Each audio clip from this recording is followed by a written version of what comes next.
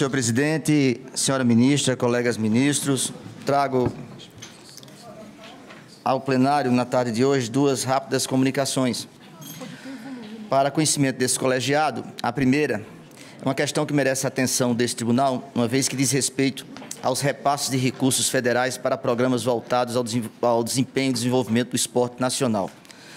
No último domingo, no programa Fantástico da Rede Globo, foi veiculado indícios de mau uso do dinheiro público em convênios firmados entre o Ministério do Esporte e algumas confederações nacionais. Há, inclusive, suspeitas de licitações montadas por meio de documentos falsos para beneficiar algumas empresas. Levantamentos iniciais apontam mais de 20 convênios com suspeitas de fraude.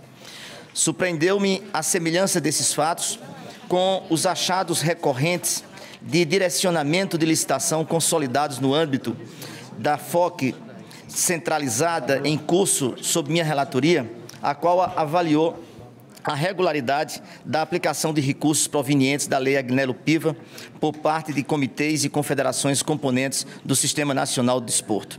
Ainda que os recursos tenham fontes distintas, uma vez que os da reportagem são transferências mediante convênio com o Ministério do Esporte e os da FOC são oriundos de percentual de arrecadação dos concursos de prognósticos e loterias federais, os destinatários das transferências são os mesmos. Tal circunstância e a gravidade dos fatos narrados na reportagem ensejam a atuação desse tribunal na apuração destes indícios. Por este motivo, considero oportuno determinar à CESEX a realização de fiscalização com o objetivo de avaliar os convênios que envolvam as empresas citadas na reportagem, firmados entre o Ministério do Esporte e as respectivas entidades, autorizando-se, desde já, o compartilhamento das informações com os demais órgãos federais inseridos na apuração. Com essas providências, acredito que esta Corte de Contas poderá fornecer à sociedade uma resposta em relação à responsabilidade da gestão dos gastos destinados às políticas públicas do esporte nacional, recursos esses voltados principalmente ao fomento do desenvolvimento das atividades esportivas. É a primeira comunicação, senhor presidente. Em discussão, em votação, é a decisão do plenário. A segunda comunicação, presidente, senhoras e senhores ministros, senhor procurador-geral, em 1º de julho de 2016, entrou em vigor a Lei 13.303, mais conhecida como Lei das Estatais, por estabelecer um estatuto jurídico das empresas públicas, das sociedades de economia mista e de suas subsidiárias. Este novo regime jurídico veicula normas com eficácia obrigatória junto a todas as esferas da União, dos Estados, estatais, do Distrito Federal e dos municípios, alcançando tanto as que prestam serviços públicos quanto que as exploram atividade econômica de produção, comercialização de bens ou de prestação de serviços, ainda que a atividade econômica esteja sujeita ao regime de monopólio da União. Além de estabelecer normas de governança corporativa, o novo marco regulatório define regras e diretrizes para licitações e contratos no âmbito de todas as empresas estatais, podendo ser reconhecido neste viés como uma regulamentação que faltava ao artigo 173, parágrafo 1º da Constituição Federal. Até a edição desse novo estatuto jurídico, era pacífico no âmbito desta Corte o entendimento de que as empresas públicas e as sociedades de economia mistas, exploradoras da atividade econômica, deveriam observar as contratações envolvendo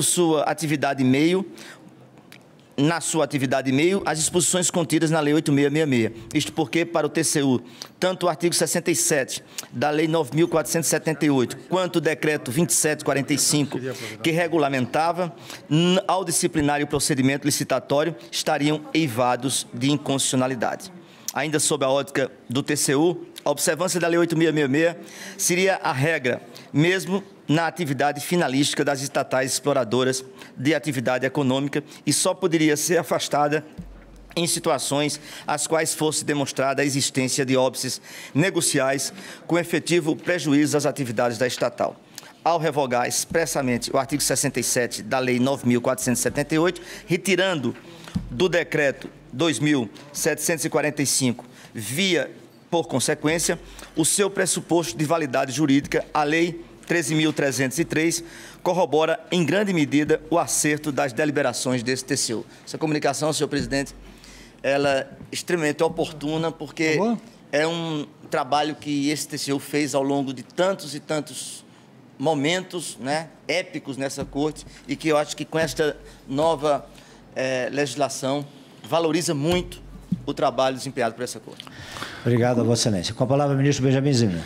Eu queria também cumprimentar o ministro Vital do Rego pela comunicação. Eu tinha até pensado em fazer alguma coisa, mas diante da manifestação do ministro Vital do Rego, eu acho que perde sentido, mas realmente nós ficamos muito felizes e com a edição da nova lei das estatais, que tem dois grandes objetivos, em dois títulos diferentes: o organograma básico das estatais, com toda a ideia de governança corporativa, com as competências, algo que me pareceu bastante moderno, e um título 2 em que fala de licitações, contratos, o novo regime licitatório.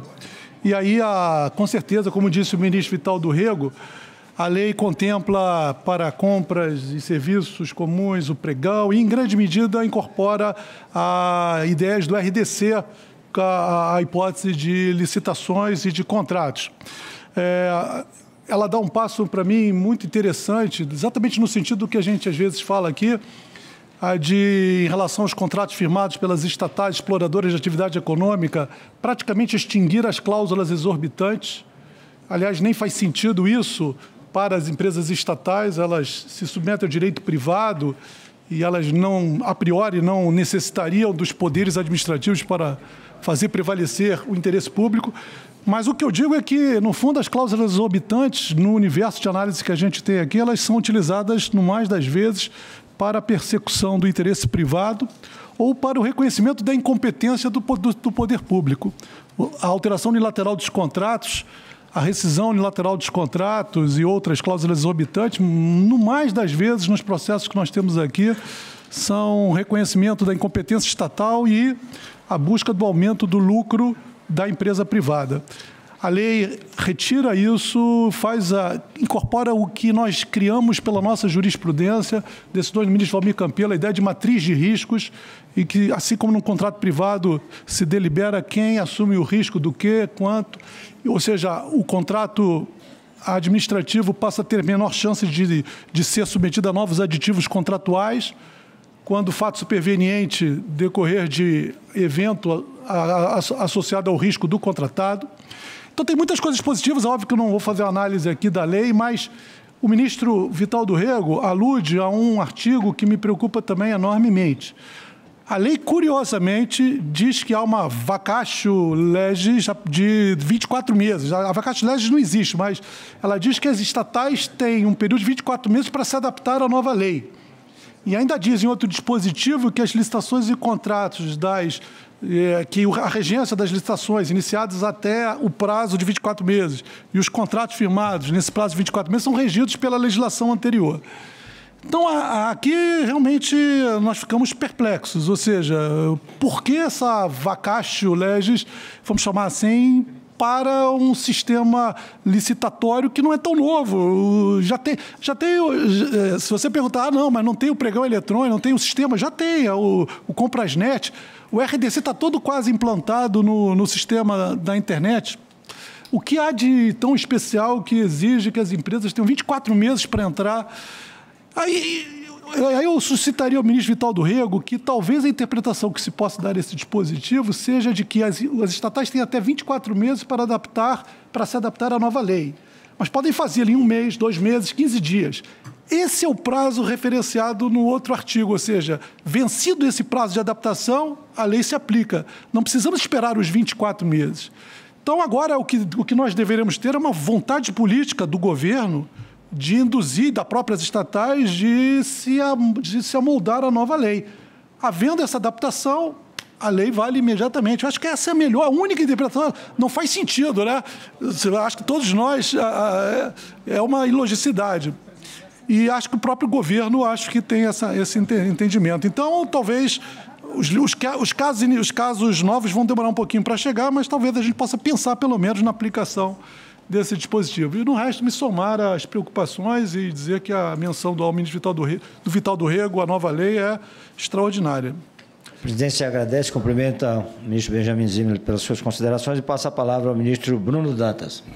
Presidente, eu também tinha algumas considerações, mas para que a gente não atrase o julgamento dos processos, eu apenas gostaria de aderir às manifestações do ministro Vital e do ministro Benjamin e lembrar que, durante a tramitação dessa lei de responsabilidade das estatais, os relatores, na verdade, tanto senadores quanto deputados, estiveram aqui no tribunal para colher sugestões e isso foi um momento de cooperação muito importante entre essa casa, que presta um valioso auxílio ao Poder Legislativo, e as duas casas do Congresso Nacional. Portanto, assim como bem destacou o ministro Vital, é uma pena que alguns pontos dessa lei estejam sendo sobrevalorizados, quando, na verdade, existam tantos outros pontos,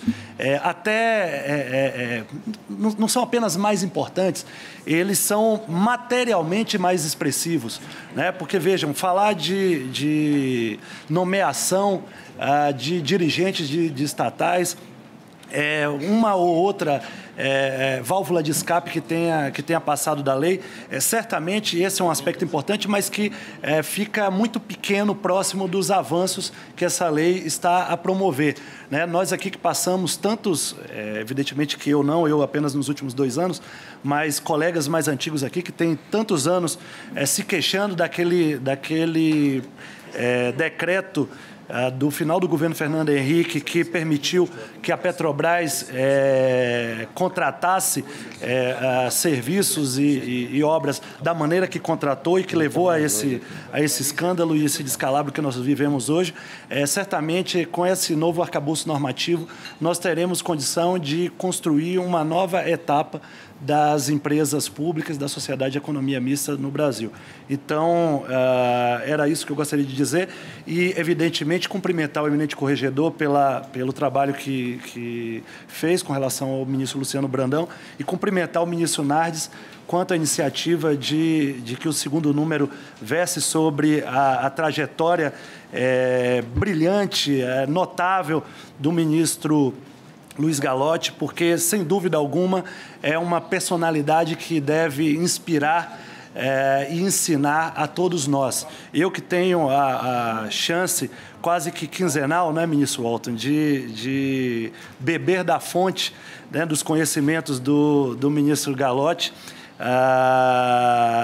eu não posso deixar de registrar aqui de público a minha alegria em ver o tribunal fazer esse justo reconhecimento, porque se trata de uma mente privilegiada, uma pessoa com uma capacidade cognitiva e conceitos sólidos sobre república e sobre a democracia brasileira, que todos nós deveríamos ter a chance de ouvi-lo falar com mais frequência. Então, eu parabenizo o ministro Nardes e parabenizo o ministro Carreiro, nosso corregedor, pelo trabalho que vem desenvolvendo. Era isso. A presidência agradece e cumprimenta o eminente ministro Bruno pelas suas competentes palavras a respeito dos temas agora recentemente tratados nesse plenário. Com a palavra, o senhor procurador-geral. Eu gostaria de cumprimentar o eminente ministro Vital do Rego. Creio que a sua comunicação, efetivamente, trata com bastante, ainda que de uma maneira bem objetiva, trata com bastante profundidade e amplitude as questões relevantes envolvendo a nova lei, tão esperada lei, não é?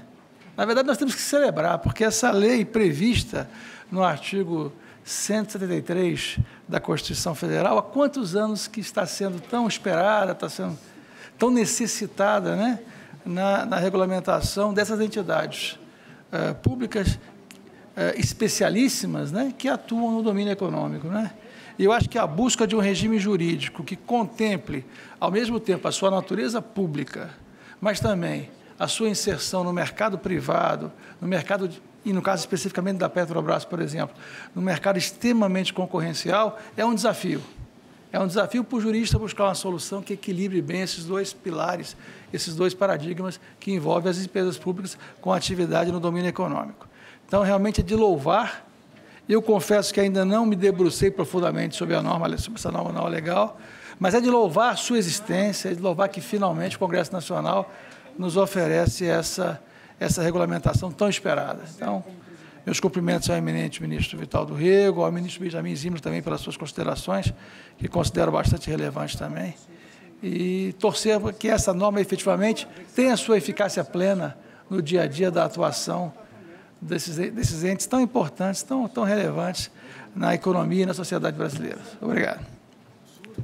A presidência agradece e cumprimenta o eminente procurador-geral, Dr. Paulo Soares Garim, pela sua competente manifestação e acolhe como entendimento geral deste plenário.